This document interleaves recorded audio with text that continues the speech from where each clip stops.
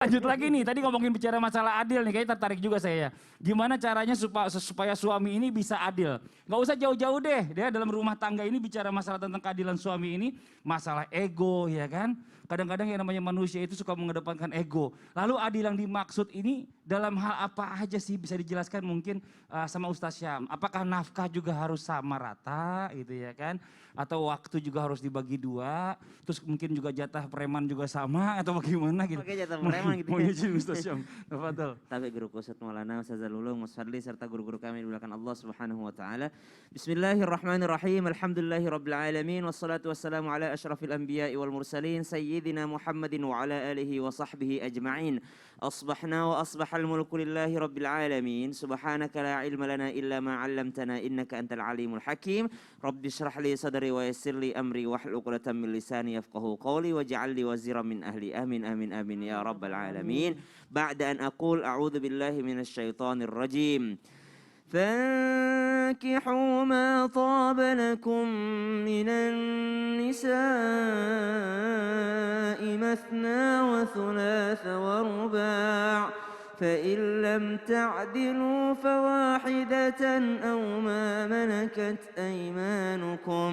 Subhanallah, ayat inilah yang dimaksud tentang ayat tadi poligami. Kemudian jikalau pertanyaannya bagaimana yang dimaksud dengan adil, walaupun ayat Al-Quran mengatakan ba'dan aqul a'udzubillahi minasyaitonir rajim walan tastati'u an ta'dilu bainan nisa'i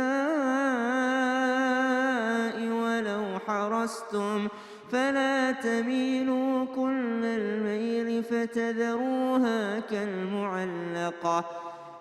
Walan tastati'u, engkau tidak akan pernah mampu untuk berlaku adil di antara perempuan-perempuanmu. Subhanallah. Jadi Allah Subhanahu wa taala sudah menunjukkan bahwasanya memang kita tidak pernah mampu secara hati, secara perasaan, secara sayang, secara cinta. Namun ada yang bisa kita berlaku adil di dalamnya, dan inilah yang akan menjawab pertanyaan bagaimana konsep adil dalam berpoligami. Satu, keadilan dalam nafkah.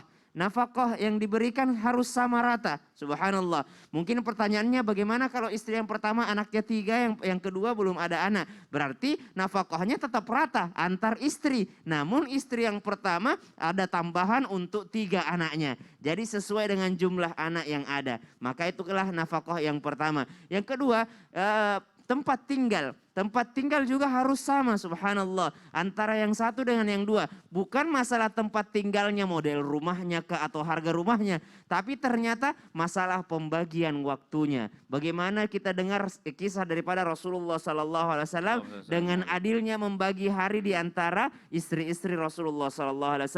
Lalu salah seorang istri mengatakan, ya Rasulullah, saya ini udah expire gitu ya, saya udah nggak ada gunanya untukmu, saya ini udah tua, tapi saya juga nggak rela kalau dicerai denganmu ya Rasulullah. Saya ini pengen aja gitu jadi istrimu, bangga aja gitu saya menjadi istri seorang kekasihnya Allah Subhanahu Wa Taala, dan saya pengen pernikahan kita tuh bukan hanya di dunia tapi sampai ke surga. Cuma ya Rasulullah, jatah bermalamku karena aku ya udahlah ya, pakai aja untuk Sayyidatina Aisyah, pakai aja untuk Siti Aisyah. Artinya Rasulullah tidak membeda-bedakan waktunya antara istri yang satu dengan istri yang kedua atau istri yang ketiga, tapi Rasulullah membagi rata, membagi adil waktu tersebut. Maka Rasulullah SAW curhat ke Allah, ya Allah, aku udah berusaha adil dengan perhatian, dengan waktuku, tapi hatiku tidak. Maka itulah tadi dikatakan walan tastati'u an ta'dilu bainan nisa. Kemudian apalagi kiswah, pakaiannya, dalam hal pakaiannya juga adil yang disebutkan. Maka berhati-hatilah ketika tidak ada keadilan di dalamnya. Rasulullah SAW itu 25 tahun monogami. Jadi Rasulullah sama Ibunda Khadijah itu satu istri.